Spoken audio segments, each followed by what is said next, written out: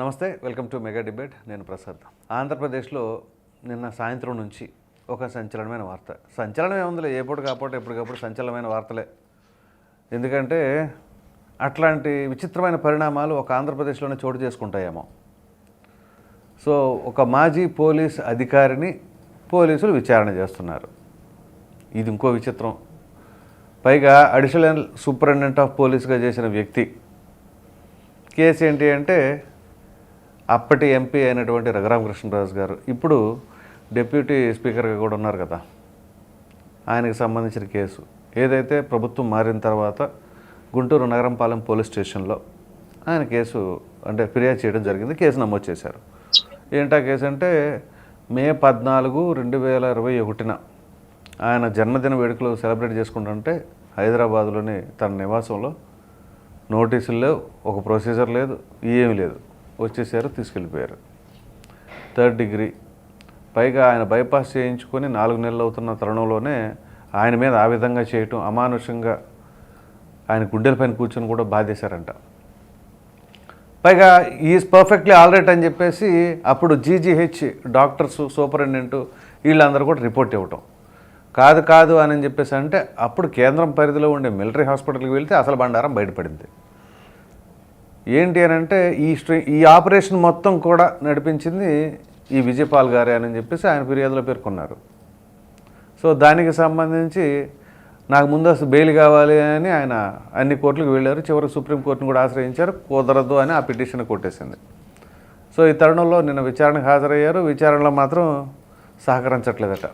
మరి పోలీసు విచారణ ఎలా ఉంటుందో ఒక మాజీ పోలీస్ అధికారికి తెలియదంటారా? అన్నీ తెలిసి కూడా తెలియదు, గుర్తులేదు, మర్చిపోయానని చెప్పేసి అంటున్నారు. గతంలో ఒకసారి విచారణ పిలిచినప్పుడు అదే పరిస్థితి, దాని తర్వాత అదే పరిస్థితి, చివరికి నిన్న కూడా అదే పరిస్థితి అంట. ఎట్టకేలకు నిన్న సాయంత్రం 6 గంటలకి అరెస్ట్ చేశారు. మరి ఇటువంటి తరుణంలో పోలీసు అధికారులకి పోలీసు విచారణ జరగడం అనేది ఏ విధంగా చూడాలి? 1 కాదు, 2 కాదు, 1 కాదు, 2 కాదు. కాదంబరి జత్వాని కేసులో 3 ఐపీఎస్ అధికారులు సస్పెండ్ అవ్వటం, వాళ్ళపైన ఎఫ్ఐఆర్ నమోదవటం, అక్యూజ్డ్గా పేర్కొనటం. ఇప్పుడు మాజీ అడిషనల్ సూపరింటెండెంట్ ఆఫ్ పోలీసు, ఇట్లా చాలామంది ఉన్నారు. ఇంకా కేసులు తోగే కొద్దిగా బయటపడతా ఉంటారేమో బహుశా. మరి చరిత్రలో ఎన్నడూ లేని విధంగా ఆంధ్రప్రదేశ్లో ఈ 2024 సంవత్సరం వచ్చేసరికి, అంటే ప్రభుత్వం మారక ముందు వరకు 19 నుంచి 24 మధ్యలో ఇంతమంది పోలీసులు ఇంత అత్యుత్సాహంగా ఎందుకు పనిచేశారు? అసలు పోలీసులు వాళ్ళ యొక్క కర్తవ్యాన్ని మరిచి పార్టీ జెండాలను భుజాన వేసుకుంటున్నారా? ఇంకా అటువంటిప్పుడు డైరెక్ట్గా రాజీనామా చేసేసి గోరంట్ల మాధవ్లాగా రాజకీయాల్లోకి ఎంటర్ అయిపోవచ్చు. కానీ యూనిఫామ్ ముసుగులోనే పార్టీలకు కొమ్ము కాస్తున్నారు అని చెప్పేసి అయితే క్లియర్గా తెలిసిపోతుంది. మరి ఇటువంటి తరుణంలో ఈయన పైన ఎటువంటి చర్యలు ఉండబోతున్నాయి, ఎటువంటి శిక్షలు పడబోతున్నాయి, ఏం జరగబోతుందని ఈరోజు చర్చ జరగబోతున్నాం. ఈ చర్చలో మనతో పాల్గొనబోతున్న వారు మహేష్, జనసేన పార్టీ అధికార ప్రతినిధి, అలాగే సురేంద్ర నాయుడు గారు, తెలుగుదేశం పార్టీ అధికార ప్రతినిధి, దుర్గా కుమార్ గారు, రాజకీయ విశ్లేషకులు, మరి వైసీపీ అధికార ప్రతినిధి కూడా ఆహ్వానించాం. మరి వస్తారో రారో చూడాలి. సో ముందుగా మహేష్ గారు, మీరు ఒక జనసేన పార్టీ అధికార ప్రతినిధి కాకుండా వృత్తిరీత్యా కూడా ఒక అడ్వకేట్ కాబట్టి ఈ పరిణామాన్ని ఎలా చూడాలి? ఆయనకి ఎటువంటి శిక్షలు పడే అవకాశం ఉందంటారు? సార్, ముందుగా నాకు అవకాశం ఇచ్చిన ఆదాన్ యాజమాన్యానికి, అలాగే మీకు, ప్యానల్లో ఉన్నటువంటి ఇతర పార్టీ నాయకులకు, విశ్లేషకులందరికీ కూడా శుభోదయం తెలియజేసుకుంటూ, సార్ ఇది ఇందాక మీరు వరకు సెన్సేషనల్ అనేది కాదు సార్, ఇది లాస్ట్ 5 months గా మనకి ఇలాంటివి తరచూ ఆంధ్ర రాష్ట్రంలో ప్రతి వారానికి ఒకసారి ఒక ఎపిసోడ్ ఏదో విధంగా బయట వస్తాను. లాస్ట్ 5 months గా మళ్ళా ఎదురా అంటే అదేదో ఈ ప్రభుత్వం వాళ్ళ మీద కక్ష సాధింపులు అని చెప్పడం, లేదంటే వాళ్ళ మీద దాడి చేస్తున్నారని చెప్పడం, కూటమి ప్రభుత్వం దాడి చేస్తున్నారని చెప్పడం, అలాంటివన్నీ ఏమీ లేదు సార్. చట్టం తన పని తను చేసుకోపోతుంది అనేది ఎప్పటి నుంచో మనం చెప్తున్నమాట. ఇప్పుడు కూడా చట్టం తన పని చేసుకోపోతుందనే చెప్తాం. మీరు ఇక్కడ తీసుకున్నట్లయితే ఇంతకుముందు మీరు చెప్పారు, జత్వాని కేసులో దాదాపు 3 ఐపీఎస్ ఆఫీసర్స్, అసలు క్రాంతి రాణా టాటా గారు, పి సీతారామాంజనేయులు గారు, అలాగే విశాల్ గుండి లాంటి వాళ్ళు లాస్ట్ టైం వాళ్ళు ఎవరికి పనిచేశారు, ఎలాంటి వాళ్ళకి పనిచేశారు అనేది బాగా క్లియర్ కట్ గా అర్థం కావడం వచ్చేసారు. ఎందుకంటే ఐపీఎస్ అందరికి కూడా ఒక స్పెషల్ షీల్డ్, స్పెషల్ ప్రొటెక్షన్స్ వాళ్ళకు ఉంటుంది. ఎందుకంటే వాళ్ళకంటూ సపరేట్ అసోసియేషన్స్ ఉంటుంది, వాళ్ళు డిఫెండ్ చేసుకోవడానికి చాలా అవకాశం ఉంటుంది ఐఏఎస్ కానీ ఐపీఎస్ కానీ. ఎందుకంటే పొలిటికల్ లీడర్స్ యొక్క దీంట్లో వీళ్ళు ఎక్కడో చోట్ల లాక్ అవుతారు కాబట్టి ఎవరో ఒక ప్రెజర్ తో లాక్ అవుతారు కాబట్టి డెఫినెట్లీ వాళ్ళకంటూ కొన్ని సపరేట్ షీల్డ్స్ ఉంటుంది, డౌట్ అయితే లేదు వాళ్ళకి, వాళ్ళ యూనియన్స్ కానీ వాళ్ళకు ఉన్నటువంటి సర్కిల్లో కూడా. మరి అలాంటి వాళ్ళు కూడా కనీసం ఇలాంటి పోలీస్ అధికారులని వెనకేసుకొచ్చే పరిస్థితి భారతదేశంలో ఎక్కడ కూడా లేదు అంటే it's a clear cut they involved. అంటే వాళ్ళు ఖచ్చితంగా దాన్ని ఏమంటారు అంటే ఖచ్చితంగా వాళ్ళు ఎవరో ప్రొవోక్ చేశారనో లేకపోతే వాళ్ళని ఇన్ఫ్లుయెన్స్ చేశారనో ఎలా అన్నా తీసుకున్నా కానీ పొలిటికల్ లీడర్స్ ఇన్ఫ్లుయెన్స్ ద్వారా ఈ రోజు ఆంధ్ర రాష్ట్రంలో ఈ ఐపీఎస్ ఆఫీసర్స్ ఎవరన్నా వచ్చి పనిచేయాలన్నా కానీ భయపడే పరిస్థితికి వచ్చేసారు. లాస్ట్ 5 years పరిస్థితి మనం ఎలా క్రియేట్ చేశామంటే not only IPS officers sir, even IAS officers కూడా. అంటే ఐఏఎస్ ఆఫీసర్స్ ఆంధ్ర రాష్ట్రంలో అరెస్ట్ అవ్వడం అనేది మనం ఎప్పటి నుంచి ట్రాక్ రికార్డ్ చూస్తున్నామంటే రాజశేఖర రెడ్డి గారు గవర్నమెంట్ అయిన తర్వాత మనం చూసుంటాం. శ్రీలక్ష్మి గారి విషయంలో కూడా మొట్టమొదటిసారిగా ఆంధ్రాలో అఫీషియల్స్ అనే వాళ్ళు ఎక్కువ శాతం అరెస్ట్ అవ్వడం, ఎక్కువ శాతం నిందలు పోయడం ఎప్పుడు స్టార్ట్ అయింది అంటే ఆఫ్టర్ రాజశేఖర రెడ్డి గవర్నమెంట్స్ మారారు. ఆ తర్వాత ఆ రికార్డ్ ని మళ్ళా బ్రేక్ చేసింది ఎవరా అంటే జగన్మోహన్ రెడ్డి గారు 2019 నుంచి 24 హయాంలో ఆ రికార్డును బ్రేక్ చేసి భవిష్యత్తులో ఏ గవర్నమెంట్ లో కూడా ఆంధ్ర రాష్ట్రంలో పనిచేయాలి అంటే ఒక అడుగు వెనకేసే పరిస్థితికి వచ్చి భయపడే పరిస్థితి తీసుకొచ్చింది మాత్రం 2019 నుంచి 2024 ఉన్నటువంటి ఆంధ్ర రాష్ట్ర ప్రభుత్వంలో ఉన్నటువంటి పనిచేసినటువంటి ముఖ్యమంత్రి గారు ఎవరైతే ఉన్నారో ఆయన యొక్క ఆయాంలో జరిగింది. అంతేగా సార్ ఈ మధ్య మనం చూసాం సార్, కొంతమంది ఐఏఎస్ ఆఫీసర్స్ రిపోర్ట్ చేయండి అని చెప్తే వాళ్ళు they take lot of time, వాళ్ళు చాలా ప్రాసెస్ చూసుకున్నారు ఇంకెక్కడికైనా వెళ్ళిపోదామా అన్నట్టు కూడా. సో మళ్ళా వాళ్ళకి ఈ యొక్క 5 months లో వాళ్ళకి గవర్నమెంట్ కూటమి ప్రభుత్వం ఓకే వీళ్ళకి నిలబడచ్చు మనం చెయ్యొచ్చు అనుకున్నప్పుడు మీరు అమరాపాల్ లాంటి వాళ్ళు కూడా మళ్ళా వచ్చి వాళ్ళు మళ్ళా జాయిన్ అవ్వడం జరిగింది, వాళ్ళు ఇక్కడ రిపోర్ట్ చేయడం జరిగింది. దట్ మీన్స్ వాళ్ళందరూ కూడా గత లాస్ట్ 5 years ఏ విధంగా పనిచేశారని చూసిన దానికి రఘురామకృష్ణరాజు గారి ఎగ్జాంపుల్ భారతదేశంలో ఒక కేస్ స్టడీ సార్ చెప్పాలంటే. ఒక ఎంపీ తట్టు వైఎస్ఆర్సీపీ పార్టీ ఎంపీలో గెలిచిన వ్యక్తి, ఆ రోజు కొన్ని 100 కోట్లు ఖర్చు పెట్టి గెలిచిన వ్యక్తి ఆ రోజు చెప్పాలంటే, బట్ వచ్చి ఇలా కాదు మీరు తప్పు చేస్తున్నారు ఇలా కాదు అని చెప్పి వాళ్ళని కరెక్ట్ చేసిన పాపానికి ఆయన ఏం చేయలేదు. ఆయన రఘురామకృష్ణరాజు గారు తప్పేం చేశారు సార్, ఆయన కరెక్ట్ చేశారు. ఇది కాదు మనం ప్రజలకు చేసిన ప్రామిస్ ఒకటి, మనం చేస్తుంది ఒకటి, ఇది పద్ధతి కాదు అని 2-3 సందర్భాల్లో మాట్లాడిన దాన్ని జీర్ణించుకోలేక ఆయన ఏ విధంగా టార్గెట్ చేశారో చూసాం. భారతదేశంలో ఒక ఎంపీ గెలిచి తిరిగి ఆయన నియోజకవర్గంలోనే ఒక కార్యక్రమానికి కూడా హాజరు కాలేని పరిస్థితికి తీసుకొచ్చిందంటే ఎంత సేఫ్టీ అండ్ సెక్యూరిటీ ఆంధ్ర రాష్ట్రంలో గత 5 సంవత్సరాలు ఉందో మనం చూసాం. సాక్షాత్ ఒక ఎంపీ సార్. ఇది సార్ గల్లీ లెవెల్లో టీడీపీ వాళ్ళు దీన్ని చాలా కామెడీగా మాట్లాడుకోవచ్చు కానీ విషయాలంతా కూడా రఘురామకృష్ణరావు చూశారు కదా ఆయన పరిస్థితి ఏంటని. బట్ 5 years ఢిల్లీ సర్కిల్స్ లో మాత్రం తీసుకున్నట్టయితే మాత్రం అక్కడ ఉన్నటువంటి అధికారులు కానీ మిగిలిన పార్టీ ఎంపీలు కానీ వాళ్ళందరూ కూడా ఆయన్ని చూస్తూ ఈయన వైఎస్ఆర్సీపీ ఎంపీ ఈయన అక్కడికి పోలేని పరిస్థితి, ఇది ఆ రాష్ట్రంలో ఉన్న పరిస్థితులు అని చెప్పినప్పుడు నిజం చెప్తాను సార్, ఆ ఇంపాక్టే గత 5 సంవత్సరాల్లో భారతదేశం వైపు ఎంపీకే దుక్కుతున్నప్పుడు ఎవరు కూడా పెట్టుబడులు పెట్టడానికి కూడా ముందుకు రాని పరిస్థితి తీసుకొచ్చారు. ఎందుకంటే ఢిల్లీలో అటువంటి వాతావరణాన్ని తెలుగుదేశం వైఎస్ఆర్సీపీ పార్టీ వాళ్ళు అక్కడ క్రియేట్ చేయడం జరిగింది. దానికి రఘురామకృష్ణరాజు వాళ్ళు. రెండోది మీరు చూసినట్టయితే ఆయన అరెస్ట్ చేయడం, మీరు అన్నట్టు ఆ డేట్స్ చెప్పారు, I think May 21st, May 14 2021లో ఆయన తీసుకోవచ్చి ఆ తర్వాత కొట్టలేదని చెప్పి తిరిగి బయట వచ్చిన వీడియోలు చూస్తే అదంతా కూడా చాలా బాధాకరమైన విషయం సార్. ఆయన అంత తప్పు ఏం చేశాడో నాకు ఇప్పటికీ కూడా అర్థం కాలేదు సార్ చెప్పాలంటే, చాలా చాలా దారుణం. దానికి సంబంధించినటువంటి ఆ రోజు మీరు చెప్పినట్టు కొంతమంది అధికారులు ఎవరైతే ఆ రోజు ఇన్వాల్వ్ అయ్యారో, ఆ ప్రభావతి గారు కానీ, ఆ గవర్నమెంట్ ఆఫీసర్లు కానీ, వీళ్ళందరూ కూడా వాళ్ళు కనిపించిన రిపోర్ట్ రాయడం కంటే కూడా ప్రభుత్వం ఇచ్చిన రిపోర్టు, ముఖ్యమంత్రి సీఎంఓ ఆఫీస్ గారి దగ్గర నుంచి వచ్చిన రిపోర్ట్ నే వాళ్ళు మేజర్ గా చూశారు తప్ప వీళ్ళ సొంత రిపోర్ట్లు రాయడం మానేశారు, వీళ్ళు సొంత సెక్షన్లు పెట్టడం మానేశారు. అంటే ఏదైతే పెట్టాలో అది కాకుండా సీఎంఓ ఆఫీస్ నుంచి ఏ ఇన్స్ట్రక్షన్స్ వస్తుందో, జగన్మోహన్ రెడ్డి గారి ఛాంబర్ నుంచి ఏ ఇన్స్ట్రక్షన్స్ వస్తుందో, లేదా సజ్జల గోపాలకృష్ణ రెడ్డి నుంచి ఏ ఇన్స్ట్రక్షన్స్ అయితే వస్తుందో ఆ ఇన్స్ట్రక్షన్స్ ఫాలో అయ్యారు. కానీ వీళ్ళు ఐపీసీ కానీ సిఆర్పిసి కానీ ఫాలో కాలేదు. Last time it is very unfortunate. IPS officers, IAS officers అందరూ కూడా వాళ్ళు ఓన్ వైఎస్ఆర్సీపీ పీనల్ కోడ్ ని ఫాలో అయ్యారు తప్ప ఇండియన్ పీనల్ కోడ్ ని కానీ లేకపోతే క్రిమినల్ ప్రొసీజర్ కోడ్ కానీ ఇవి ఇండియన్ ఎవిడెన్స్ యాక్ట్స్ కానీ ఇవన్నీ ఫాలో కాక వైసీపీ ఎవిడెన్స్ యాక్ట్ లేకపోతే YSRCP criminal procedure code, YSRCP penal codes follow అయ్యారు కాబట్టి ఈ రోజు వీళ్ళందరూ కూడా పరిస్థితుంది సార్. సార్ ఇప్పుడు మిమ్మల్ని తీసుకెళ్లి పోలీస్ స్టేషన్ లో పిలుస్తున్నారంటే డెఫినెట్లీ మనం క్వశ్చన్ అడుగుతాం, ఎందుకు నన్ను పిలుస్తున్నావు అని. నాకు ఒక నోటీస్ ఇవ్వమని చెప్పి అడుగుతాం. నోటీస్ తర్వాత నేను ఎక్కడ ఇన్వాల్వ్ అయ్యానో క్వశ్చన్ ఫస్ట్ టైం అందులో ఉంచుండు. ఈ రోజు ఎందుకు సార్ ఇంతమంది ఐపీఎస్ ఆఫీసర్స్, ఐఏఎస్ ఆఫీసర్స్ విచారణకి హాజరవుతున్నారు? తిరిగి సుప్రీం కోర్టుకి వెళ్ళి ఒక సిఐడికి సంబంధించిన అడిషనల్ ఎస్పీ సుప్రీం కోర్టుకి వెళ్ళి యాంటిసిపేటరీ బెయిల్ ట్రై చేస్తున్నారు అంటే వీళ్ళ వెనక ఎవరుంటే వీళ్ళకి అంత ధైర్యం చెప్పండి. వీళ్ళ వెనక ఈ రోజు ఖచ్చితంగా చెప్తాను సార్, వీళ్ళ వెనక ఎవరుంటే ఒక జనరల్ ఒక సిఐడి స్పెషల్ ఒక ఎస్పీ అడిషనల్ ఎస్పీ గారు సుప్రీం కోర్టులో యాంటిసిపేటరీ బెయిల్ సుప్రీం కోర్టులో అప్లై చేయాలంటే ఎంత ఖర్చు అవుతుంది తెలుసా సార్? సుప్రీం కోర్టులో యాంటిసిపేటరీ బెయిల్ అప్లై చేయాలంటే చాలా చాలా డబ్బున్న వాళ్ళు తప్ప ఒక సామాన్య ఎస్పీలు కాదు. క్వశ్చన్ చెప్పంటారా? ఆయన పెట్టుకున్న అడ్వకేట్, ఆ అడ్వకేట్ని చూసి జడ్జే నివ్వెరపోయారు.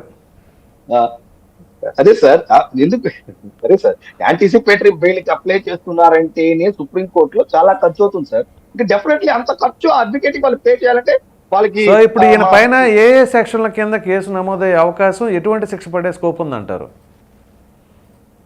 ఒకవేళ ఆయన ఏమీ కోఆపరేట్ చేయకపోతే, ఏమీ చెప్పకపోతే, ఇట్లాగే తెలియదు, గుర్తులేదు, మర్చిపోయానంటే ఎటువంటి శిక్షలు పడే అవకాశం ఉందంటారు? సార్ మనకు తెలియలేదు సార్, ఇప్పుడు తెలియలేదు గుర్తులేదు అనేది పదాలు మనం లాస్ట్ 2-3 months గా బోరుగడ్డ అనిల్ విషయంలోనూ, నందిగామ సురేష్ అందరి విషయాలు చూస్తున్నాం. ఇప్పుడు వాళ్ళందరూ కూడా ఏంటంటే అదేదో కర్త కర్మ క్రియ అన్నట్టు వీళ్ళు నాకు తెలియదు, నాకు గుర్తులేదు, చెప్పలేము అనే మాటలు వీళ్ళు తరచూ మాట్లాడుతున్నారు. అన్నంత మాత్రాన వాళ్ళు సార్ అది ఒక్కరికి ఉండదు సార్. ఇట్స్ జాయింట్ క్రైమ్ ఏంటి, ఇట్స్ జాయింట్ క్రైమ్ ఇది. ఎందుకంటే ఇప్పుడు ఆయన యొక్క ఫోన్ సార్ ఇనిషియల్ గా ఏం చేస్తారంటే సార్, మనిషి ఏం చెప్తాడో దాన్ని తీసుకోవడానికే ప్రయత్నిస్తారు sir.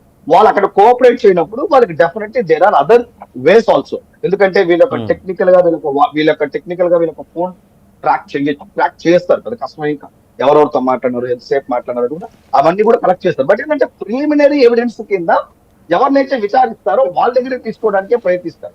If they not support, వాళ్ళు సపోర్ట్ చేయకపోతే వాళ్ళకు ఉన్నటువంటి అదర్ ఛాన్సెస్ ఏ విధంగా తీసుకున్నా కానీ అంతెందుకు సార్ మనం చూస్తుంటాం సార్ కొన్ని కేసెస్ లో కాల్స్ వచ్చిన ఎక్కడి నుంచి కాల్స్ వచ్చింది, మీ నుంచి ఎక్కడి నుంచి కాల్స్ పోయింది, మీరు అక్కడ ఏ లొకేషన్ లో ఉన్నారు అనే విధంగా కూడా వాళ్ళు మనం ట్రాప్ చేసి కేసులు ఫైల్ అవుతున్న సిచ్యువేషన్స్ మనకు చాలా ఉంది.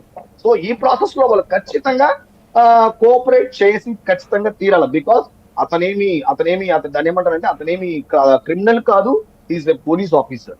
ఇట్స్ ఎ పోలీస్ ఆఫీసర్, అతను సర్వీస్ లో ఉన్న పోలీస్ ఆఫీసర్. సో ఎలా పడితే అలా చెప్పడానికి కుదరదు. డెఫినెట్లీ నాకు తెలిసి రిటైర్ అయిపోయారు. అదే సార్ రీసెంట్ టైం రిటైర్ అయ్యింటారు. ఆయన లాంగ్ రన్ రిటైర్ కాదు కదా సార్. నాకు తెలిసి మేబీ 1 or 2 years కూడా అయ్యింది అనుకుంటాను రిటైర్మెంట్ అయినా తెలిసి. నాకున్న ఇన్ఫర్మేషన్ మళ్ళా పెట్టుకొని మళ్ళా వాళ్ళు ఎంకరేజ్ చేస్తారు. సో కాబట్టి సార్ అది కానీ ఆర్గనైజ్డ్ క్రైమ్ అని ప్రూవ్ అయ్యి హయ్యర్ గవర్నమెంట్ అఫీషియల్స్ లో గత ప్రభుత్వంలో ఉన్న వాళ్ళ దగ్గర నుంచి కానీ వచ్చితేనే వీళ్ళు ఇలా అంతా బిహేవ్ చేశారని వాళ్ళు యాక్సెప్ట్ చేస్తారు. అది వాళ్ళు ప్రూవ్ చేసిన తర్వాత డెఫినెట్లీ నాకు లెక్క ప్రకారం ఇప్పుడు ఉన్నటువంటి కొత్త సెక్షన్స్ ఏదైతే ఉన్నాయో, బిఎన్ఎస్ సెక్షన్స్ ఏదైతే ఉన్నాయో, if it is proved it is organised crime అని ప్రూవ్ అయితే మాత్రం నా లెక్క ప్రకారం 5 నుంచి 10 సంవత్సరాల వరకు కూడా ఆయనకి శిక్ష పడే అవకాశాలు ఉంది. ఎందుకంటే ఇప్పుడు అన్ని కూడా బిఎన్ఎస్ సెక్షన్స్ పరిధిలోకే తీసుకొస్తున్నటువంటి పరిస్థితి తీసుకొచ్చారు భారతదేశంలో కూడా. అందులో కూడా కిడ్నాపింగ్ కానీ, ట్రాఫికింగ్ కానీ, లేకపోతే అదేంటది ఈవెన్ వెహికల్ మీరు థెఫ్ట్ చేసినా కానీ ఇఫ్ ఇట్ ఈస్ ఆర్గనైజ్డ్ దాని కిందకి తీసుకొస్తారు. కాబట్టి చట్టాలు చాలా బలంగా భారతదేశంలో పనిచేయడం మొదలెట్టారు సార్. సో దాని తాలూకా వీళ్ళందరూ కూడా ఖచ్చితంగా ఫ్యూచర్ లో అనుభవిస్తారు. రైట్ అండి, మళ్ళీ వస్తాను నేను. సురేంద్ర నాయుడు గారు నమస్తే అండి. నమస్తే. సో ఏంటి మరి పరిస్థితి? మీరేమో కక్షపూరితంగా వ్యవహరిస్తున్నారట, అన్నీ కూడా రివెంజ్ పాలిటిక్స్ చేస్తున్నారంట, పోలీసులు పసుపు చొక్కాలు వేసుకొని డ్యూటీ చేస్తున్నారని చెప్పేసి అంటున్నారు. ఏమంటారు మీరు? సార్ ముందుగా మీకు ప్యానల్లో ఉన్నటువంటి మిత్రులకు అదేవిధంగా ఆదాన్ న్యూస్ వీక్షిస్తున్నటువంటి ప్రేక్షకులకు అందరికి కూడా శుభోదయం తెలియజేసుకుంటూ నమస్కారం సార్. ఇది మనం గత 5 సంవత్సరాలలో ప్రతి మీటింగ్ లోను ప్రతి దగ్గర మనం చెప్తూనే వచ్చాం. గత రాజశేఖర్ రెడ్డి ముఖ్యమంత్రిగా ఉన్నటువంటి సందర్భంలో ఐఏఎస్లందరూ కూడా ఐఏఎస్లు అయిపోయినారు. మీరు ఒళ్ళు దగ్గర పెట్టుకొని పని చేసుకోండి. రాజశేఖర్ రెడ్డి ముఖ్యమంత్రిగా ఉన్న కాలంలో సంతకాలు పెట్టిన వాళ్ళందరూ కూడా జైలు చుట్టూరు తిరుగుతున్నారు, కోర్టుల చుట్టూరు తిరుగుతున్నారు. దాన్ని చూసన్నా మీరు మీ వృత్తి ధర్మాన్ని మీరు పాటించండి. వాళ్ళు రేపు 5 సంవత్సరాల్లో దిగేసిన తర్వాత మీరు రిటైర్డ్ అయినా కూడా మీరు చేసే తప్పులకి శిక్ష అనుభవించాల్సిన పరిస్థితి ఏర్పడుతుంది. ఒళ్ళు దగ్గర పెట్టుకొని పనిచేసుకోండి. రాజ్యాంగం మహానుభావుడు అంబేద్కర్ గారు రాసించిన రాజ్యాంగం ప్రకారం మీరు మసులుకోండి. రాజారెడ్డి రాజ్యాంగం అమలు చేస్తే రేపు తీవ్ర పరిణామాలు ఎదుర్కోవాల్సి వస్తుంది. దానికి వాళ్ళెవరూ కూడా రేపు అధికారం కోల్పోయిన తర్వాత వాళ్ళెవరూ కూడా మిమ్మల్ని ఆదుకునే పరిస్థితి లేదు అని చెప్పి సకల విధాలుగా చెప్పాం మనం. కానీ వినిపించుకోవాలా. వీళ్ళు ఎవరైతే ఇప్పుడు ఇందాక మనం మాట్లాడుకున్నట్టు ఈ క్రాంతి రాణా టాటా కానీ విశాల్ గున్ని కానీ వీళ్ళందరూ కూడా మంచి ఆఫీసర్ సార్ ఒకప్పుడు. ఇలాంటి ఆఫీసర్లు కూడా ఈరోజు అంటే 7 అడుగులు నడిస్తే వాళ్ళు అయిపోతారు, వీళ్ళు అయిపోతారు అంటారు కదా. ఆ విధంగా జగన్మోహన్ రెడ్డి గారి ప్రభుత్వంలో జగన్మోహన్ రెడ్డి గారి సలహాలు సూచనలు పాటించి వీళ్ళు అవినీతి పరులైపోయినారు. అంత మంచి ఆఫీసర్లుగా ఉన్నోళ్ళు ఈ విధంగా తయారైనారంటే మనకు వీళ్ళని గురించి ఎంత ఇతర రాష్ట్రాలలో ఒకప్పుడు మన ఆంధ్రప్రదేశ్ పోలీస్ యంత్రాంగం అంటే పవర్ఫుల్ పోలీస్ యంత్రాంగం అనే పేరు ఉండేది. ఈరోజు ఆంధ్రప్రదేశ్ పోలీస్ యంత్రాంగం అంటే ఈ విధంగా మనం చర్చించుకోవాల్సినటువంటి పరిస్థితి ఏర్పడింది. ఏమైంది సార్ ఇప్పుడు ఏమైంది? ఆయన సొంత పార్టీ ఎంపీ, ఆయన వైసీపీలో గెలిచి మీరు చేస్తున్నటువంటి ప్రజా వ్యతిరేక విధానాల మీద మాట్లాడితే కనీసం మీరు ఒక అపాయింట్మెంట్ అన్న ఇచ్చి ఉండొచ్చు కదా. ఆయనకి అపాయింట్మెంట్ అన్న ఇచ్చి రఘురామకృష్ణరాజు గారు మనం ఈ పార్టీలో గెలిచాము, మీకు ఏదన్నా ఇబ్బందులు ఉంటే నాకు చెప్పండి, లేదు ప్రజా సమస్యలు ఏదన్నా ఉంటే నా దృష్టికి తేండి, నేను పరిష్కరిస్తాను అని చెప్పి అపాయింట్మెంట్ అని ఇచ్చి చెప్పుండొచ్చు కదా. అపాయింట్మెంట్ ఇప్పుడు మీరు కొత్త డిప్యూటీ స్పీకర్ కోసం ఎత్తుకోవాల్సి వచ్చేదేమో. అదే సార్ అపాయింట్మెంట్ ఇవ్వకపోగా ఆయన్ని ప్రతిరోజు అంటే ట్రోల్ చేసినారంటే వీళ్ళు ఈ సామాజిక మాధ్యమాలు 5 రూపాయల బ్యాచ్ చిన్నగా ట్రోల్ చేయలేదు పాపం. ఆయన్ని ఆ విధంగా ట్రోల్ చేసి మానసిక వేదనకు గురి చేసి ఇష్టానుసారం మాట్లాడేసి అంటే విగ్గు రాజా అని చెప్పి ఇంకొక రాజా అని చెప్పి అవన్నీ ఒకెత్తు సార్. ఆయన అసలు భౌతికంగా లేకుండా చేద్దామనే కదా ప్రయత్నం అని ఆయన అంటుంది. అదే ఆ విధంగా చేసి మళ్ళీ ఒక అడుగు ముందుకేసి ఆయన బర్త్డే వేడుకలు చేసుకుంటా ఉంటే మీరు పోయి నోటీస్ లేకుండా ఒక ఎంపీని, ప్రపంచ చరిత్రలో ఎంపీని ఈ విధంగా నోటీస్ లేకుండా స్పీకర్ అనుమతి లేకుండా అలాగ్గా ఎత్తుకొని వచ్చేసి ఇష్టానుసారం బాధేసి గుండెల మీద కూర్చొని వీడియో తీసి మరి అంటే వీళ్ళు చేస్తూ మళ్ళా కూడా వికృత ఆనందం సార్. ఇవన్నీ వికృత ఆనందం. గుండెల మీద కూర్చొని గుద్దుతూ ఆ వీడియో తీపిచ్చి వీడియో చూస్తున్నటువంటి వాళ్ళు కళ్ళల్లో ఆనందం చూసేదానికి ఈయన నుండి అసలు పాయింట్ అదే. ఇప్పుడు మీరు చేయాల్సిన బాధ్యత ఏంటి అంటే ఆ ఎంక్వైరీ అక్కడతోనే ఆపుతున్నారు, ఆ వ్యక్తితోనే. దాని వెనకాల ఎవరున్నారని లాగుతున్నారా? ఆ వీడియో కాల్ అంటున్నారు, ఆ వీడియో కాల్లో అవతల పక్కన వ్యక్తి ఎవరు, అసలు వీడియో కాల్ చేసి చూపించింది ఎవరు, అదంతా కూడా బయట పెట్టవలసిన అవసరం మీ పైన ఉంది. ఆ బాధ్యత ఇప్పుడు ఎవరైతే త్రిపులార్ గారిని గుండెల మీద గుద్ది ముఖానికి నల్లగుడ్డలు కట్టుకొని ఆ నుండి వీడియో కాల్ తీసి ఆ వీడియో కాల్ను చూసి వీక్షిస్తూ సునకానందం పొందారే వాళ్ళు కూడా ఖచ్చితంగా ఊసలు లెక్క పెట్టక తప్పదు. ఒక్కోటే స్టార్ట్ అయిపోయినా సార్. మీరు ఇందాక చెప్పారు స్టార్టింగ్ లోనే ప్రతిరోజు సెన్సేషన్ అనేసి. ప్రతిరోజు కాదు, ఇంకా కంటిన్యూగా వీళ్ళందరూ లోపల పోయే వరకు ఎవరైతే లాస్ట్ 5 సంవత్సరాలలో అధికార దుర్వినియోగానికి పాటుపడినటువంటి అధికారులు కానీ నాయకులు కానీ జైలు ఊసలు లెక్కెట్టక తప్పదు. వీళ్ళు ఖచ్చితంగా మీకు పాయింట్ చెప్తానండి. ప్రజలు కొంతమంది మన సబ్స్క్రైబర్లు కామెంట్లు ఏం పెడుతున్నారు తెలుసా? చెప్పి ఈ ఊకదంపుడు ఉపన్యాసం లోపలేస్తాం, వేసేస్తాం, అరెస్ట్ చేస్తాం అని అంటున్నారు. అది అయ్యేది కాదు, సచ్చేది కాదని చాలామంది కామెంట్లు పెట్టారు సార్. వాస్తవం, నేను కూడా చూశాను సార్, నేను కూడా చూశాను. కానీ సార్ ఇక్కడ పరిస్థితి ఏమైందంటే సార్ 5 సంవత్సరాలలో 30 సంవత్సరాలు వెనక్కి రాష్ట్రాన్ని తీసుకెళ్లిపోయారు. ఎవడు తప్పు చేసినాడు ఎవడు తప్పు చేయలేదనే పరిస్థితి ఎత్తుకాల్సి వస్తుంది. అంటే మనం మామూలుగా ఊర్లలో సామెత చెప్తారు చూడండి సార్. మనం మామూలుగా ఊర్లలో నేను చిన్నప్పుడు ఒక సామెత చెప్పేవాళ్ళు. మా ఒడ్లల్లో బియ్యం ఏరద్దంటారా, బియ్యంలో ఒడ్లు ఏరండి అని. అంటే మీకు ఐడియా ఉందో లేదో నాకు తెలుసు, నాకు తెలీదు. అదే అంటే అనుకోతున్నా, బియ్యంలో రాళ్ళు ఏరటం కదా, రాళ్ళల్లో బియ్యం ఏరుకున్నట్టుంది ఇప్పుడు.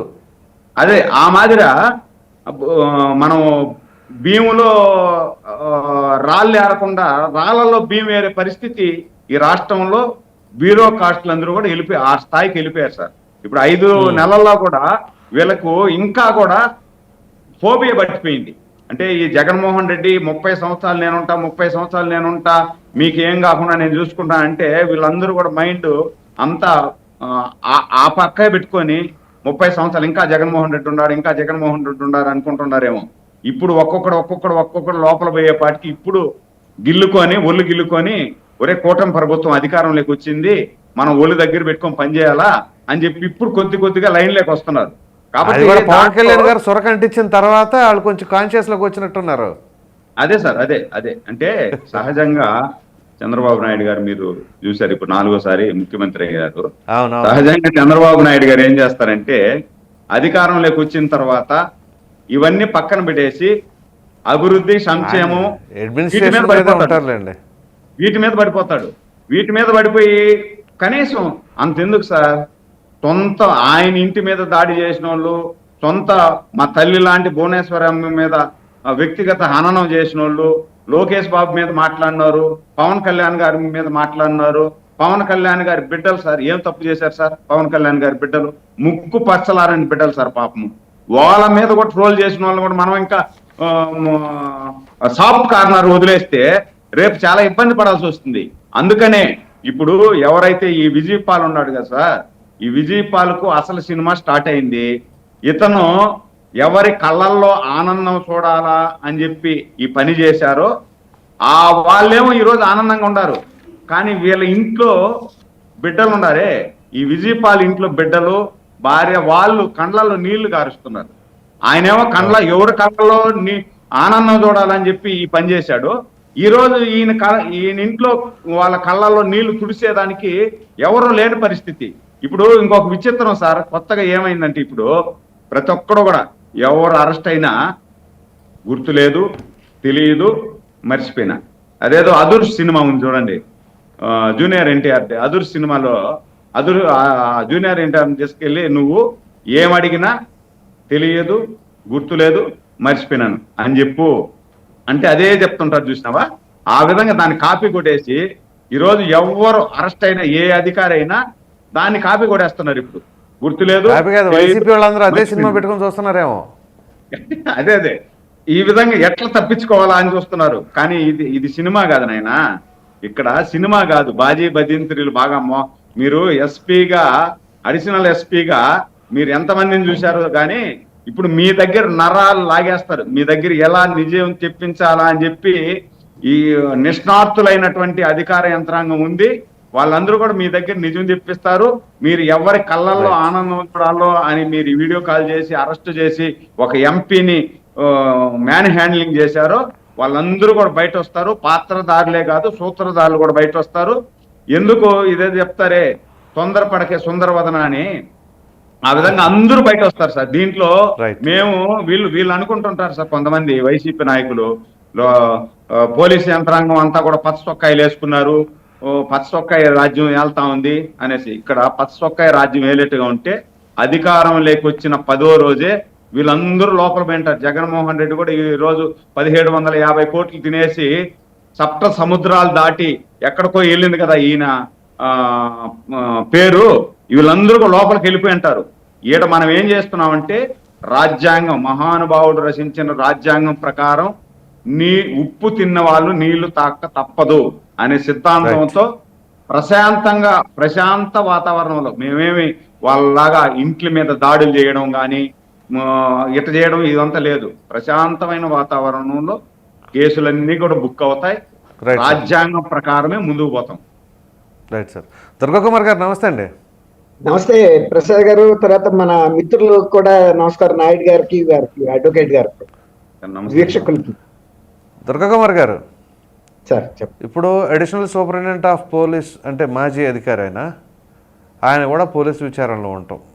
ఇంత దౌర్భాగ్యం మరి నాకు తెలిసైతే తెలీదు. మరి మీరంటే సుదీర్ఘ అనుభవం ఉన్న సీనియర్ జర్నలిస్టు, చరిత్రలో ఇట్లాంటివి ఎప్పుడైనా మీరు చూసారా?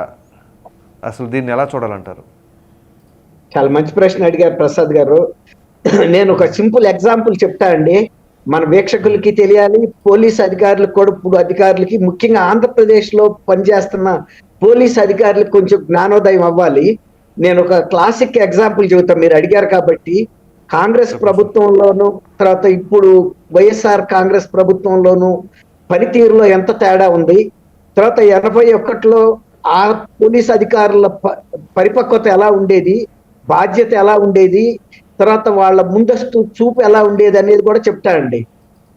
ఎందుకంటే నేను 1981లో, అంటే 80 నుంచి నేను కరీంనగర్ లో రిపోర్టర్ గా పనిచేశాను అండి. అప్పుడు కూడా ఒక ఎంపీ విషయం గురించి వచ్చింది కాబట్టి నేను ఆ ప్రస్తావనే చెప్తున్నా. అప్పుడు కూడా ఒకసారి నేను పెద్దపల్లి దగ్గర కిలావన్పర్తి అనే ఒక ఊర్లో జితేందర్ రెడ్డి అని ఒక పెద్ద నక్సలైట్ ఎన్కౌంటర్ జరిగిందండి. ఆ ఎన్కౌంటర్ కి ఫ్యాక్ట్ ఫైండింగ్ కమిటీకి జార్జ్ ఫెర్నాండేజ్ గారు వచ్చారు ఢిల్లీ నుంచి, వరవర్రావు గారు వచ్చారు, నేను ఇంకిద్దరు ముగ్గురు ఉన్నాము. మేమంతా కూడా మెటడర్ వెహికల్ వేసుకుని వెళ్ళాం అక్కడికి. వెళ్తే ఏంటంటే అసలు ఈ ఫ్యాక్ట్ ఫైండింగ్ కమిటీని ఎక్కడైతే ఎన్కౌంటర్ అయిందో ఆ పొలాల్లో జరిగింది. అది ఒక ఊరు చివర పాకలో అన్నమాట. అసలు అక్కడికి పోలీసులు రానివ్వట్లేదు. అక్కడ ఒక పోలీసు డిఎస్పీ ఉన్నాడు రాజమౌళి అని. అసలు యాక్చువల్ గా ఆయన అంతకుముందు ఎస్బీలో పనిచేసే హెడ్ క్వార్టర్ లో లేటెస్ట్ గా ప్రమోషన్ వచ్చి ఫీల్డ్ లోకి వెళ్ళాడు. అసలు వాళ్ళ పోలీస్ అధికారుల పైనుంచి ఏమైనా ఆర్డర్స్ ఉన్నాయంటే ఎట్టి పరిస్థితుల్లోనూ ఈ ఫ్యాక్ట్ ఫైండింగ్ కమిటీ ఆ పాక వరకే వెళ్ళకూడదు, మీరు ప్రివెంట్ చేయండి. ఫుల్ ఆర్మర్డ్ ఫోర్సెస్ ని దింపేశారండి. చాలా టెన్షన్ గా ఉంది. ఈ జార్జ్ ఫెర్నాండేజ్ గారు కూడా వెళ్ళి తీరాలని ఆయన పట్టుబడుతున్నాడు.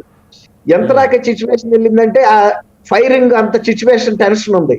నాకు ఆ పర్టికులర్ డిఎస్పీతో అంతకుముందు ఎస్పీలో ఉండటం వలన పరిచయంతో నేను ఇనిషియేషన్ తీసుకుని వెళ్ళి ఆయన్ని పక్కకి తీసుకెళ్లి చెప్పాను, రాజమౌళి గారు మీరు కొంచెం ఆలోచించుకోండి. అప్పటికే ఆయన అబౌట్ 50 years పైన ఉంటాడు, ప్రమోషన్ వచ్చింది. అయితే నేను చెప్పా, జార్జ్ ఫెర్నాండేజ్ గారు సిట్టింగ్ ఎంపీ, మీరు గనక ఇవాళ అటువంటి సిచ్యువేషన్ కనుక ఇక్కడ ఏదైనా అగ్లీ సిచ్యువేషన్ అయ్యిందంటే మాత్రం రేపు ఆయనకి చాలా ప్రివిలేజ్ ఉంటుంది. అసలు ఆ రాత్రి ఆయన ఢిల్లీ బయలుదేరి వెళ్ళాలి కూడా, మర్నాడు సెషన్ ఉంది. ఆయన హైదరాబాద్ వచ్చి వెంటనే ఢిల్లీ వెళ్ళాలి. కానీ మీ మీద కనుక ప్రివిలేజ్ మోషన్ పెడితే నేను మీ పోలీస్ అధికారులు, పై అధికారులు కూడా మిమ్మల్ని కాపాడలేరండి, చాలా తీవ్రమైన పరిణామాలు ఉంటాయని నేను చెప్పా. చెప్పిన తర్వాత కొంచెం ఆయన ఆలోచించుకుని కొంత రిలాక్సేషన్ చేశాడు. ఏదో ఒక 6 కాదు 4 వెళ్ళండి అని. ఎందుకంటే ఆయన అవగాహన చేసుకున్నాడు, ఒక సిట్టింగ్ ఎంపీకి మనం పై అధికారులు నాకు ఎంత స్ట్రాంగ్ గా ఇన్స్ట్రక్షన్స్ ఇచ్చినా కూడా నేను ఏదన్నా కనుక నా చెయ్యి దాటి కనుక వెళ్తే రేపు సిచ్యువేషన్ నేను ఫేస్ చేయాలి. ఆయన సిట్టింగ్ ఎంపీ అని నేను ఎందుకు చెబుతున్నానంటే, ఆ రోజుల్లో కాంగ్రెస్ ప్రభుత్వంలో అప్పటి అధికారులకి తెలంగాణలో అంత ధమాకు ఉంది.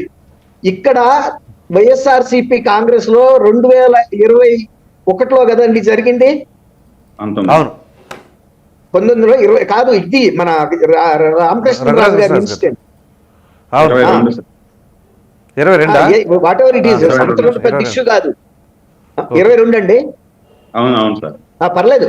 ఇప్పుడు నేను ఎందుకు చెబుతున్నా అంటే ఇక్కడ పోలీస్ అధికారులు, డీజీ కేడర్ వాళ్ళు కూడా ఇన్వాల్వ్ అయ్యారు. ఆయన కూడా సిట్టింగ్ ఎంపీ ఇక్కడ, తర్వాత రూలింగ్ పార్టీ ఎంపీ. ఈయన కూడా ఈ ప్రివిలేజెస్ ఉంటాయి. ఈయన కనుక ఇలాంటి 3rd degree టార్చర్ పెడితే రేపు మన పరిస్థితి ఏంటి అనే ఆలోచన లేకుండా కేవలం జగన్మోహన్ రెడ్డి గారు మనకి ఆదేశించాడు, ముఖ్యమంత్రిగా ఉన్నాడు, మనం ఏం చేసినా కూడా ఎటువంటి కేసు అవదనే ఒక ధైర్యం, మూర్ఖత్వం, రాక్షసత్వంతో వ్యవహరించారంటే అసలు అప్పటికి ఇప్పటికి ఆ ప్రభుత్వాలకి వైఎస్ఆర్ ప్రభుత్వానికి ఉన్న తేడా మీరు గమనించాలండి. ఇక్కడ మన మిత్రులు కూడా మీరు అడిగారు, మీరు ఆ రోజుల్లో చూడండి, నేను చెప్పినప్పుడు వెంటనే ఆయన గ్రహించి పరిస్థితిని చేయి దాటకుండా చూసుకున్నాడు. కానీ వీళ్ళు జగన్మోహన్ రెడ్డి ఉంటే మనం ఏదైనా చేయొచ్చు, ఎవరినైనా చేయొచ్చు అనే మూర్ఖత్వంతో వీళ్ళు వెళ్ళారు. ఇప్పుడు ఇంతకుముందు మిత్రులు కూడా చెప్పారు వాళ్ళ భార్య పిల్లలు ఏడుస్తున్నారని. మరి ఆ రోజు రామకృష్ణరాజు గారి భార్య పిల్లలు లేరు ఆయనకి. కానీ ఇటువంటి వాళ్ళని దయ తలచకూడదండి. అసలు నిజంగా చెప్పాలంటే ఇంకా రామకృష్ణరాజు గారికి ఎట్లాంటి ట్రీట్మెంట్ జరిగిందో ఈ పోలీస్ ఆఫీసర్లు ఎవరైతే ఇన్వాల్వ్ అయ్యారో, వీడియో తీశారో, ఆయన హింసించారో, వీళ్ళకి కూడా జరగాలనే ప్రజలు కోరుకుంటున్నారండి.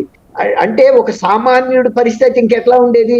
ఒక ఎంపీ ఆయన తర్వాత ఇంకోటి ఎంత పెద్ద లాయర్లైనా ఎంగేజ్ చేయగలడు, ప్రివిలేజెస్ ఉన్నాయి ఆయనకి, అయినా కూడా ఏది కూడా పనిచేయలేదండి.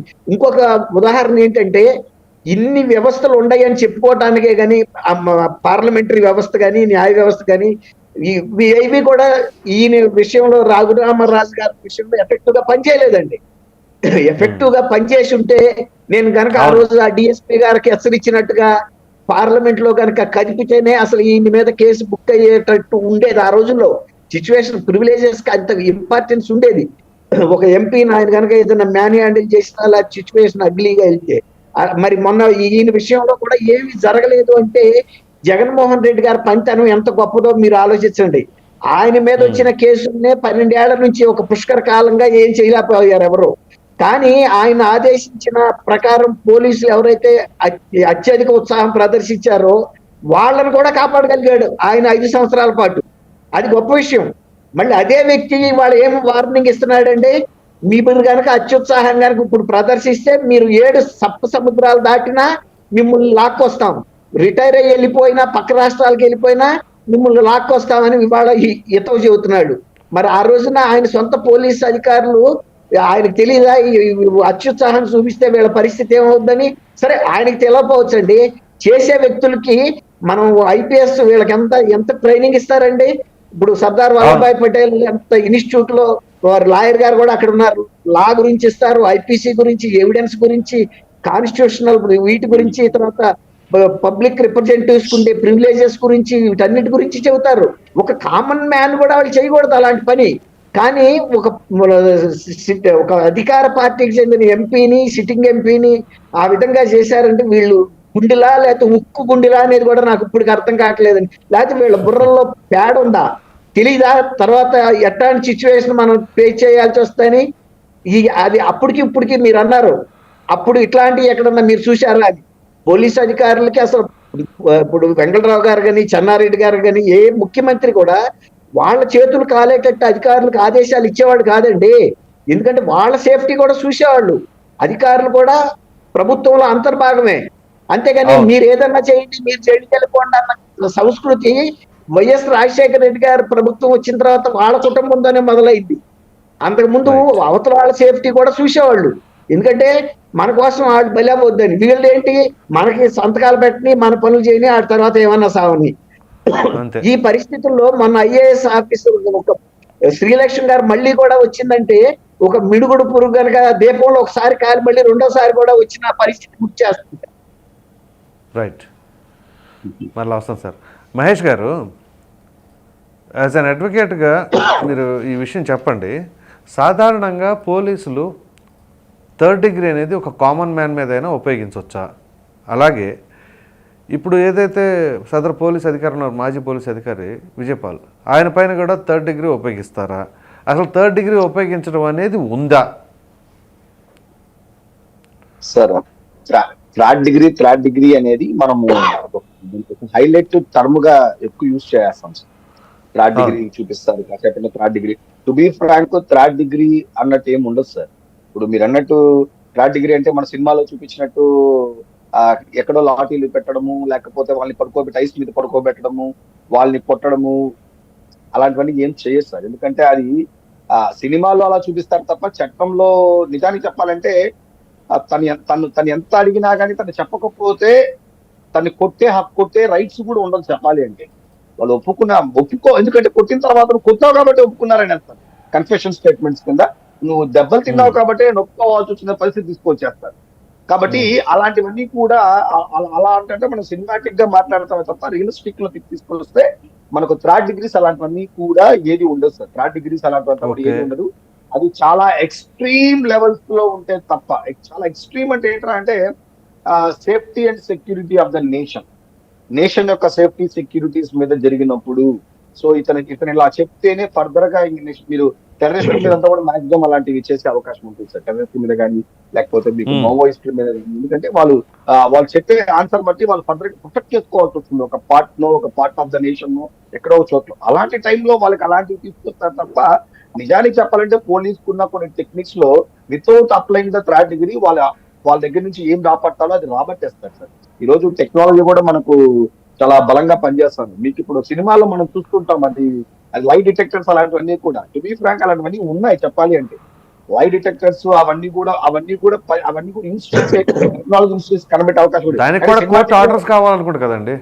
100% సార్. ఏది చేయాలన్నా తన మీదకి ఒక సపరేట్ గా రెగ్యులర్ గా కాకుండా ఇంకొకటి అప్లై చేయాలన్నప్పుడు definitely they need to take a permission and it should be done in the process under the advocates. ఇద్దరు Yes. దీంట్లోనూ జరగాల, రికార్డింగ్స్ లోనూ జరగాల, అది మళ్ళీ రికార్డింగ్ కూడా జరగాల.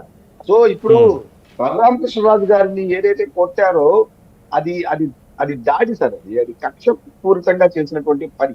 దట్స్ నాట్ ఇంట్రాగేషన్ యాక్చువల్లీ చెప్పాలంటే. వీళ్ళ మీదకి ఏమొస్తుందిరా అంటే, వీళ్ళకి నాకు తెలిసి వీళ్ళకి ప్రెషర్ ఎక్కువ ఉంటుంది సార్. అంటే ఏంటంటే ఇప్పుడు ఈయన ఎవరి పేరు చెప్పాల్సి వస్తుంది, విజయపాల్ గారు. డెఫినెట్లీ విజయపాల్ గారు పైన అఫీషియల్ ఎవరైతే ఉన్నారో వాళ్ళ పేరు చెప్పాల్సి వస్తుంది. సో పేరు చెప్పిన తర్వాత వీళ్ళు తప్పించుకోవాలి. ఆ పైన వాళ్ళ పేరు తెప్పించుకొని వీళ్ళు కొంత సేఫ్ అవుతారు. వాళ్ళకి అడిగినప్పుడు ఏమవుతుందంటే, నా లెక్క ప్రకారం చీఫ్ సెక్రటరీ స్టేట్స్ కి వెళ్తారు. చీఫ్ సెక్రటరీ స్టేట్ కి వెళ్ళిందంటే, సీఎం స్టేట్ కి వెళ్ళిందంటే ఫర్దర్ గా వచ్చే నేమ్ ఎవరు దొరుకుతుందంటే అప్పట్లో ఎవరైతే ముఖ్యమంత్రిగా ఉన్నారో వాళ్ళ పేర్లే వస్తుంది. ఇది ముఖ్యమంత్రి గారికి నాకు తెలియదు, ఇంత జరిగిపోయిందా తెల్లాలి అవుతాని, నేను చూడలేదు అసలు అన్నట్టు మాటలేమీ ఉండదు. సిఎస్ గారికి కూడా ఇదంతా తెలియకుండా ఏమీ జరగదు. సో వాళ్ళ పార్టీకి సంబంధించిన ముఖ్యమైన సలహాదారులకు కూడా తెలియకుండా ఏం జరగదు. అదే సార్, ఈ వైఎస్ఆర్సీపీ వాళ్ళు ఒక బ్యాచ్ గా దొరికిపోతారు చెప్పాలి అంటే. మీరు చూడండి, ఎవ్రీథింగ్ ఈస్ లింక్. మీరు నందిగామ సురేష్ దగ్గర నుంచి, ఇప్పుడు విజయపాల్ దగ్గర నుంచి, ఇంతకు ముందు తీసుకుంటే ముగ్గురు ఐపీఎస్ ఆఫీసర్స్ దగ్గర నుంచి, ఇప్పుడు బోర్గడ్ అనిల్ దగ్గర నుంచి, ఏంటి సార్ డిఫరెంట్ జోనర్స్ నుంచి పడిపోతున్నారు. ఇక్కడ ఎంపీలు, ఇక్కడ మినిస్టర్లు ఇన్వాల్వ్ అయిపోయినారు, ఎంపీలు ఇన్వాల్వ్ అయిపోయినారు, లోకల్ ఎమ్మెల్యేలు ఇన్వాల్వ్ అయిపోయినారు, అధికారులు ఇన్వాల్వ్ అయిపోయారు, కార్యకర్తలు ఇన్వాల్వ్ అయిపోయినారు, పార్టీ క్యాడర్ ఇన్వాల్వ్ అయిపోయింది, పార్టీ సలహాదారులు ఇన్వాల్వ్ అయిపోతున్నారు. సో ఎలా పడితే అలా. ఒక్కటి మాత్రం డిసైడెడ్ సార్, వాళ్ళు జీవితంలో వైఎస్ఆర్సీపీ వాళ్ళు అధికారం మారుతుందని మాత్రం వాళ్ళ కల్లో కూడా అనుకోలేదు. జగన్మోహన్ రెడ్డి గారు వాళ్ళకి ఇచ్చినటువంటి పాజిటివ్ మోటివేషన్ ఏదైతే ఉందో, లేదు సార్ మనం కొంచెం కష్టపడాలా, మనం ఓడిపోతున్నాం సార్ అని చెప్తే, తక్కువ సీట్లు వస్తుందని చెప్తే పరిస్థితి కూడా వాళ్ళెవరూ లేరు. 175 అనుకున్నారు. వీళ్ళందరూ కూడా అదే డ్రీమ్ లో ఉన్నారు. విజయపాల్ గారు కానీ, లేకపోతే గతంలో ఇప్పుడు ఎవరైతే దొరికారో వీళ్ళెవ్వరూ కూడా ఎక్స్పెక్ట్ చేయలేదు సార్. పోసాన కృష్ణమురళి గారు మాట్లాడిన మాటలు ఆయన ఈ రోజు ఎక్స్పెక్ట్ చేశామా సార్? పోసాన కృష్ణమురళి గారు వచ్చి ఇలా మాట్లాడతారనేసి. ఎందుకంటే ఆయన ఎక్స్పెక్ట్ చేయలేదు ఇలా జరుగుతుందని చెప్పి. ఇంకా ఆయన అరెస్టే చేయలేదు, అప్పుడే వచ్చి దండం పెట్టేశారు. శ్రీరెడ్డి ఎప్పుడో జంపు చెన్నైకి, ఆమె వచ్చి దండం పెట్టేశారు. సో అలాగ బోరగడ్డ అనిలు మామూలుగా మాట్లాడలేదు. సో వీళ్ళెవ్వరూ కూడా అలా ఏం తెలుసు. ఇంకోటి ఏంటంటే, మీరు ఇంకోటి కూడా సార్, మన వాళ్ళు కూడా కొంతవరకు మీడియా వాళ్ళు కూడా బోరగడ్డ అనిలు నార్మల్ గా నడిచే బయట వస్తున్నాడు. బోరగడ్డ అనిల్ ఏం వాడేం కొట్టలేదు. కానీ దౌర్భాగ్యం ఏంటంటే, మన వాళ్ళు బోరగడ్డ అనిల్ మీద 3rd డిగ్రీ ప్రకటించినారు, నాకు వీడియో కాల్ చేసి చూపించినారు, నాకు ఫోన్ వచ్చింది. ఈ గవర్నమెంట్ అలాంటి పనులు చేయదు సార్.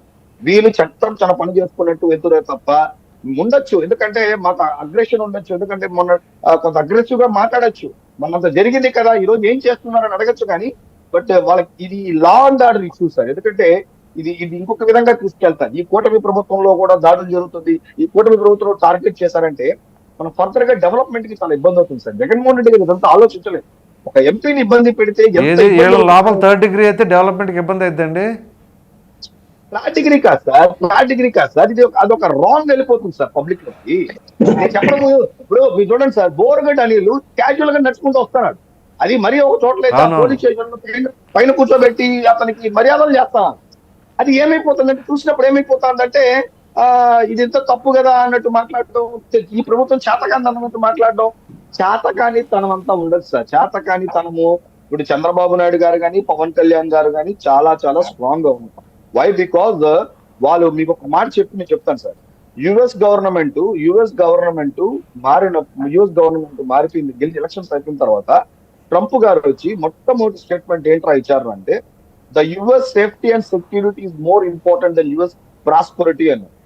యుఎస్ యొక్క సేఫ్టీ సెక్యూరిటీ చాలా ఇంపార్టెంట్ దాని యొక్క ప్రాస్పరిటీ కంటే కూడా. దట్ మీన్స్ ఏ దేశం అన్నా డెవలప్ కావాలి అంటే safety and security, law and order is very important.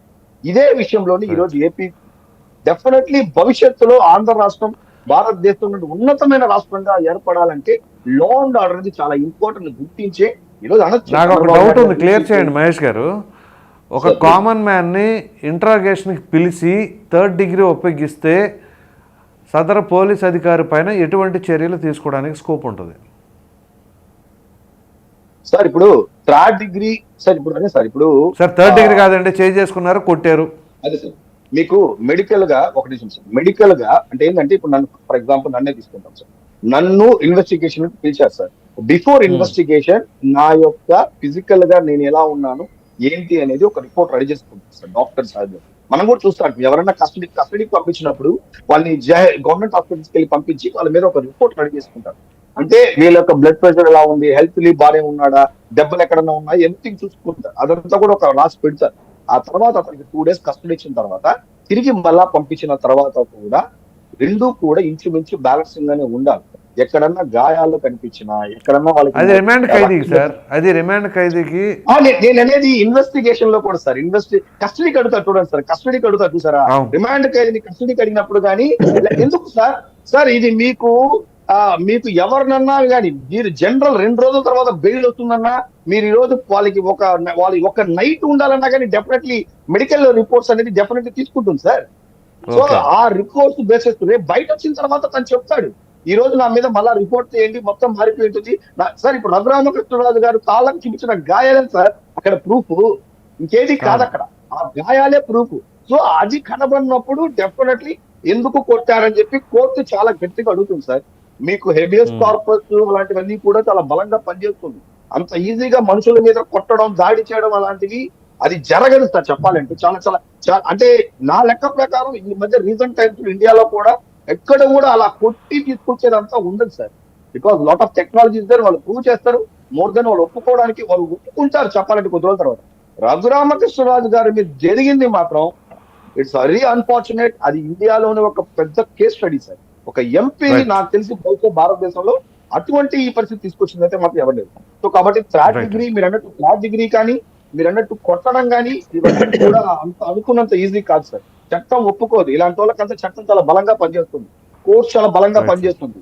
So అది మనం చెప్పినది ఈజీ కాదు సార్. రైట్. సురేంద్ర నాయుడు గారు, ఇక్కడ మీరు గమనించినట్లయితే రఘురామకృష్ణరాజు గారు ఒక ఎంపీ కదండి, ఆయన తీసుకెళ్ళి ఏ విధంగా ట్రీట్మెంట్ చేశారనేది ప్రత్యక్షంగా ఆయనే చెప్పారు, ఆయన మెడికల్ రిపోర్ట్స్ కూడా చెబుతున్నాయి. అయితే ఆయన చేసిన తప్పు ఏంటి అనేది ఓ ప్రక్కన గుర్తుపెట్టుకోండి. బోరుగడ్డ అనిల్ చేసింది ఒకసారి గుర్తు చేసుకోండి. ఇక్కడ ఆయనకు జరిగిన ట్రీట్మెంటు, ఇక్కడ ఈయన ట్రీట్ చేసిన విధానం, ఆ రెండింటిని ఒకసారి కంపేర్ చేయండి. బోరుగడ్డ అనిల్ని ఏ విధంగా స్టేషన్కి తీసుకెళ్లారు, చక్కగా కాఫీ టీ అన్నారు, చక్కగా బ్లాంకెట్ ఇచ్చారు, బ్రహ్మాండంగా ఒక టేబుల్ ఇచ్చారు. మరి రఘురామకృష్ణరాజు గారే ఒక ఎంపీ, ఈయన చూస్తేనే మరి బోరుగడ్డ అనిల్ ఏంటి అనేది మీకు తెలుసు కదా. ఏంటి ఆ వ్యత్యాసం ఎక్కడ ఉందంటారు ఆ పోలీసుల ట్రీట్మెంట్లో? అదే సార్, ఇప్పుడు పోలీసు యంత్రాంగం లాస్ట్ 5 సంవత్సరాలలో వాళ్ళ పై అథారిటీస్ అంటే దట్ మీన్స్ పై అథారిటీస్ కంటే కూడా సలహాదారులు ఎవరైతే ఉన్నారో సలహాదారులు ఏ విధంగా ట్రీట్ చేయాలి వాళ్ళని తీసుకొని వచ్చినప్పుడు అనేది వాళ్ళకి ముందుగానే స్క్రిప్ట్ రాయిచ్చేశారు. ఇప్పుడు ఎంపీ రఘురామకృష్ణ గారిని మీరు ఏ విధంగా అరెస్ట్ చేయాలా, ఏ విధంగా తీసుకురావాలా, తీసుకొచ్చిన తర్వాత ఆయన్ని ఏ విధంగా ట్రీట్ చేయాలా, ట్రీట్ చేసేటప్పుడు ఆయన హావభావాలు ఏ విధంగా ఉన్నాయో అది కూడా నేను చూడాలా లైవ్ లో. ఆ విధంగా ఇన్స్ట్రక్షన్ ఇచ్చారు కాబట్టి ఈ సిఐడి చీఫ్ గా ఉన్నటువంటి సునీల్ కుమార్ గాని, ఈ విజయపాల్ గాని, పివి సునీల్ కుమార్ గాని, విజయపాల్ గాని, ఆయన కింద ఉన్నటువంటి డిఎస్పి ర్యాంక్ గాని, ఎస్ఐలు సిఐలు ఈ ర్యాంక్ వాళ్ళందరూ కూడా ఒబే చేశారు. కానీ ఇప్పుడు వీళ్ళు ఆలోచించాల్సింది ఇదే, మనం చెప్పింది కూడా ఇదే. ఒరే నాయనా, మీరు ఈ విధంగా చేస్తే ఎవరి కళ్ళల్లో ఆనందం చూసేదానికి మీరు చేస్తున్నారో వాళ్ళు రేపు మీ కంట్లో నీళ్లు వస్తే తుడిచేదానికి వాళ్ళు సిద్ధంగా రారు. రేపు ఆ ఇబ్బంది ఏదో మీరు పడేటప్పుడు మీ భార్య బిడ్డలే ఇబ్బంది పడతారు. దాన్ని గుర్తుపెట్టుకోండి.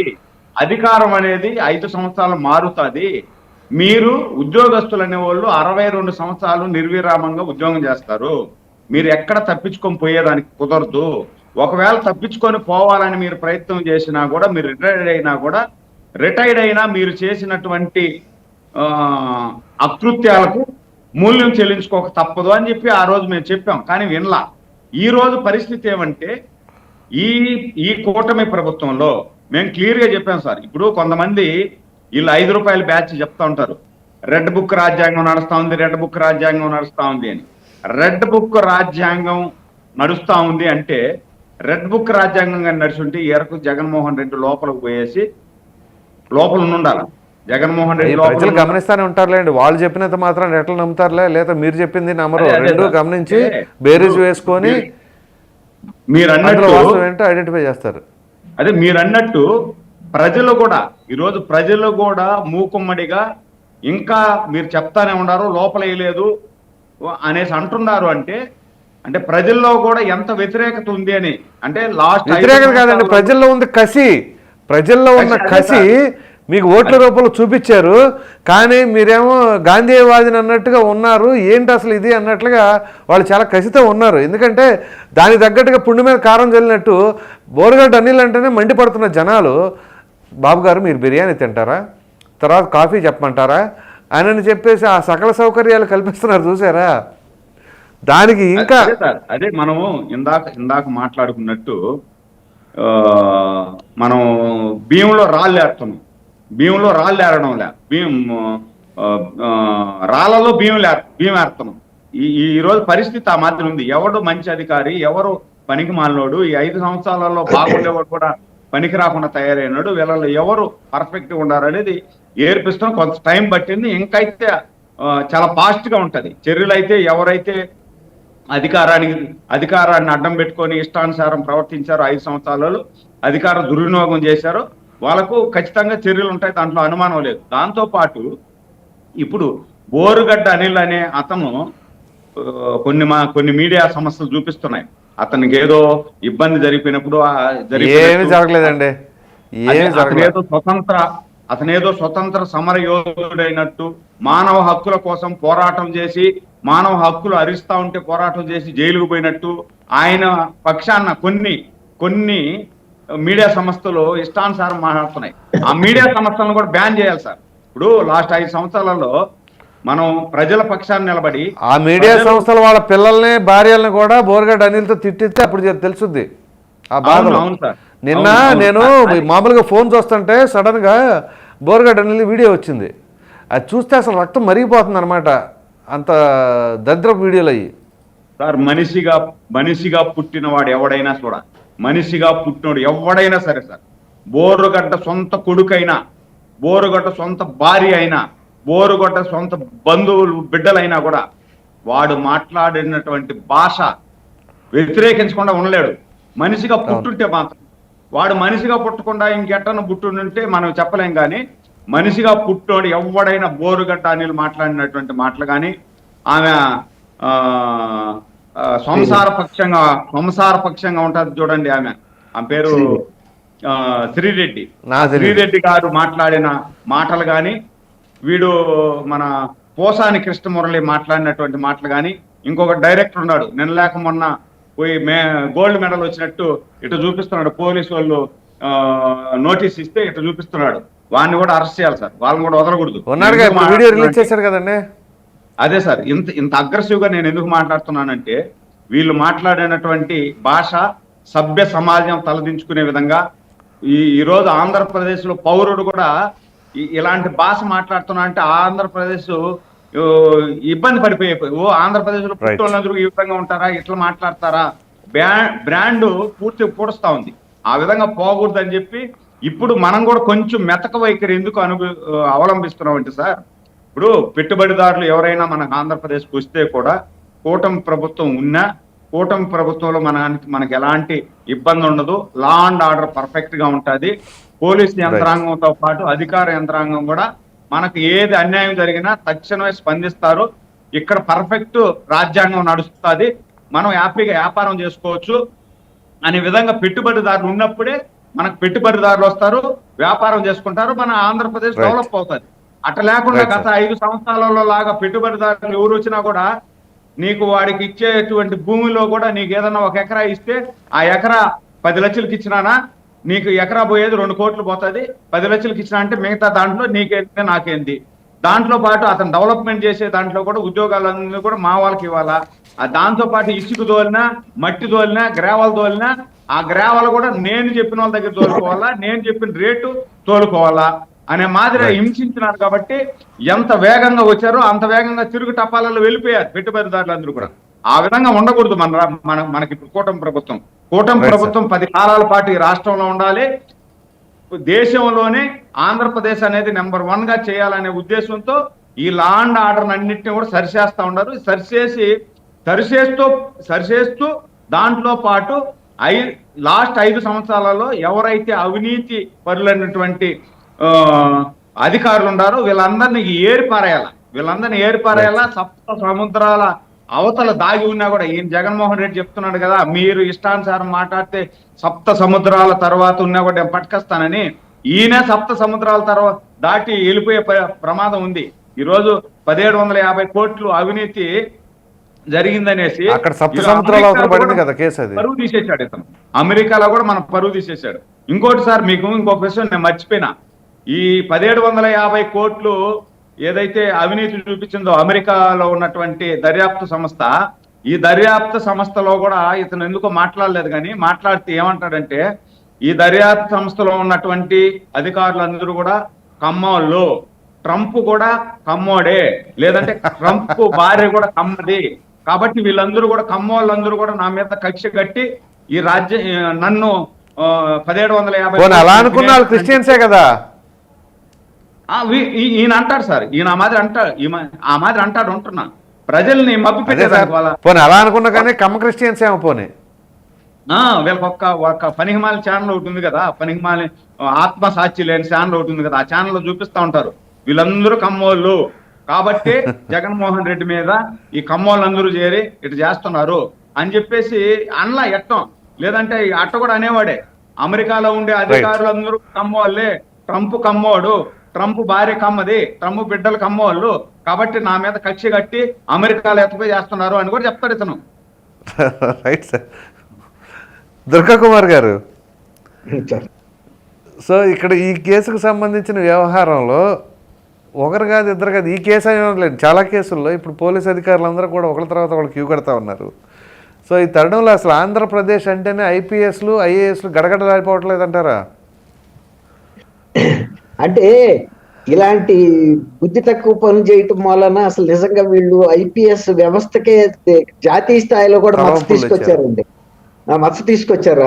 ఎందుకంటే అసలు ఐపీఎస్ ఇలా ఎక్కడ కూడా ఇప్పుడు నార్త్ స్టేట్ లో కూడా చాలా ప్రెషర్స్ ఉంటాయి, కానీ ఇంత నీచానికి వాళ్ళు ఎప్పుడు దిగజారలేదు. ఐపీఎస్ లో ఎంత ప్రెషర్ వచ్చినా రెసిస్ట్ చేశారు తప్ప ఇది వీళ్ళు ఒక సుపారీ తీసుకున్న గుండాల్లాగా వ్యవహరించారండి. పోలీస్ అధికారులాగా వ్యవహరించలా.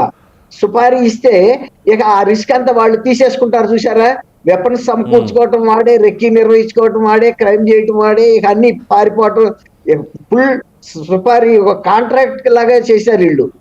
ఇది విచిత్రంగా అనిపిస్తుంది. ఇప్పుడు ఆ జత్వానీ కేసు విషయంలో కూడా ఇంకా చాలా మంది ఆఫీసర్స్ ఉన్నారు. ఇప్పుడు 3 టాప్ బ్రాస్ సస్పెండ్ అయ్యారు. కానీ ఫీల్డ్ స్టాఫ్ ఎవరైతే ఇంకా కూడా చాలా మంది ఉన్నారు, హెడ్ కానిస్టేబుల్ రాక ఇన్స్పెక్టర్లు, వీళ్ళందరినీ కూడా సస్పెండ్ చేయాలి.